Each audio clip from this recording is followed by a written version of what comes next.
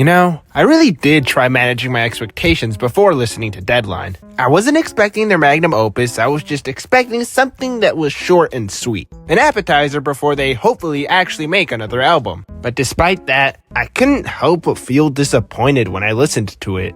I already talked about my thoughts on Jump in the last video, but I also said this in that video. Deadline is set to release in about a month, but to be honest, even if it's bad, I'd rather see them fail at trying something new than remain stagnant in a style they just can't make work the same anymore. But to be honest, I don't think this EP was disappointing because of either of those things. While Go doesn't really sound like anything they've ever put out to me, Me and My sounds like the spiritual successor to Shut Down. And to be honest, this EP really did remind me a lot of Born Pink. And thinking about it now, I think the issues with Deadline have been around since Born Pink, it's just that this EP made it a lot more glaringly obvious to me. I think that the team behind BLACKPINK is just settling for mediocrity. I think they know that the fandom's gonna listen to whatever they put out regardless of the quality, and they took advantage of the fact that they had been starved of actual full group content to put out something that was low effort for relatively the same amount of reward. The songs feel half-baked, they build up to something great and then consistently fail to deliver on that. Me and My is a really basic song, especially when compared to the other BLACKPINK songs that heavily draw from rap influences like Pretty Savage. Rap is honestly one of the most creative genres out there that they just don't take advantage of that, and let's not even talk about the fact that they worked with Dr. Luke to make this song. Champion has a really good verse and a really good build-up, but unfortunately, the chorus does sound like one of those songs that would be played at a school assembly. It tries sounding grandiose, but it is a little corny.